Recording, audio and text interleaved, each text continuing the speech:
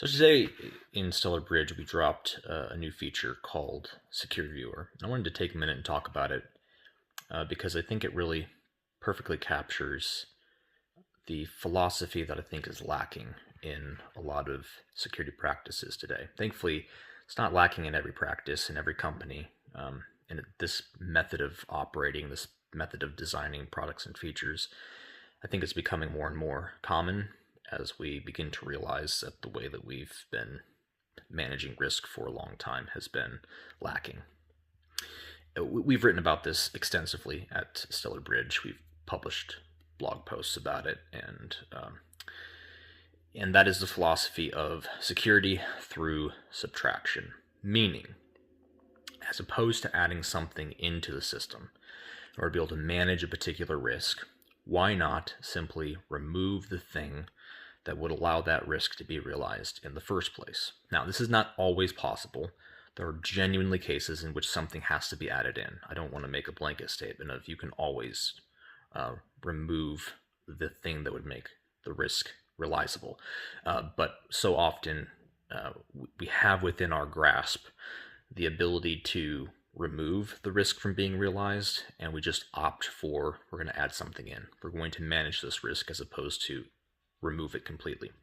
I'll give you an example. The first example would be in our runtime. So at Stellarbridge, we're using chain guard static images, which if you don't know, it's a 3 megabyte Docker container. Has nothing on it. The only thing that it has on it are things like the CA certificates and I think the time locale files is all it has on it. It has zero system dependency binary things, no apt packages, no APK packages, nothing. There's literally nothing on that image. The only thing that's on that image is the very thing that you install on it, meaning it's really only designed to be used with compiled languages, so Rust, Go, Zig, C, on and on it goes.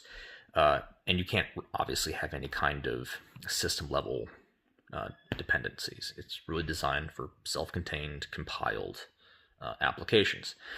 And so early on, some of these choices were very deliberate, some kind of worked out almost by accident, but the design constraints that we worked within were, we want this image to be, we want our application to be runnable inside of this image for a number of reasons. A, because there's no system level packages installed in that thing, only our package, only our compiled application, there's nothing that we have to patch on a month-by-month basis.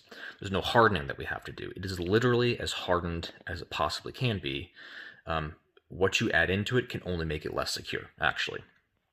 And that lessens operational overhead, that lowers risk drastically. So for example, something that can happen a lot of times if you have an app that is improperly designed, but then also running inside of a more full-fledged Docker container, threat actors can actually pop shells on these Docker containers, and then they can start to move laterally through your environment. There's a whole bunch of crazy things that can happen. But because there's no shell on this, because it's literally just our application that's running, it's not possible for a threat actor to open a shell on this container and move laterally. The risk is managed by removing it entirely. So there's entire exploit chains that we were able to completely remove off the table. That does not mean that it's impossible to hack the application. Of course, it's possible, and we've done our best to design for as many of those possibilities as we can. But those kinds of exploit paths were dealt with not by adding something into the system, such as endpoint detection response or fancy firewalls and things like that. We manage the risk by removing the possibility in the first place. And that really was the same kind of thing that we were thinking through when we introduced Secure Viewer. It's what a lot of companies may face when they're moving files around, sharing files, especially in CUI environments, is that data loss can become a real problem, meaning data exfiltration and all kinds of other things. But that's neither here nor there. What I wanted to mention as far as that goes is a lot of companies are going to try and solve this data loss problem by adding in tools to their system. And again, it may genuinely be needed in some cases, but I think that there's a lot that we can do to, again, remove risk from the system in the first place. And that's what Secure Viewer does. So some of the common exfiltration paths, especially with browser-based applications. Let's say that you have a PDF document, and that PDF document contains CUI. If you need to preview that in the browser, under normal circumstances, that actual PDF is going to be sent to the browser, where it is going to be cached and then rendered in your browser.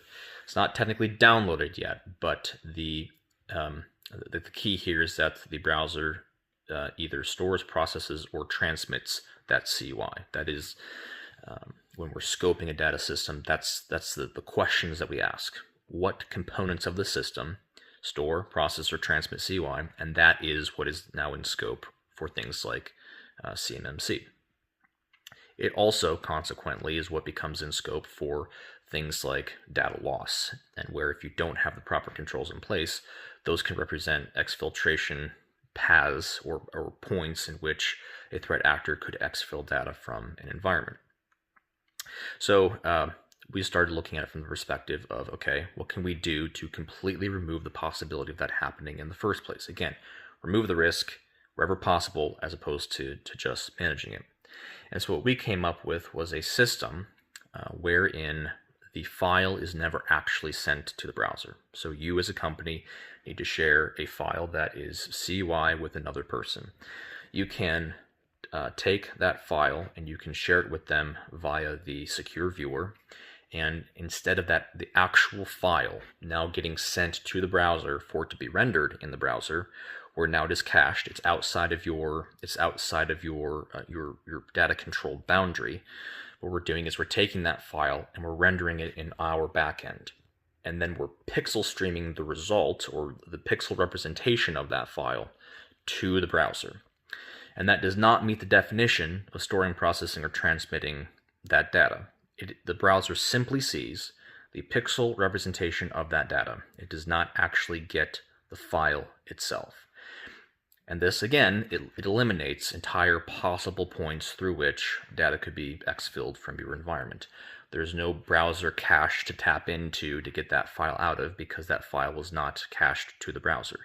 It is simply the pixel stream. There's a video tag within the HTML that renders those pixels as it comes in, but it's not actually processing the actual CUI. The only thing the browser sees is the pixel.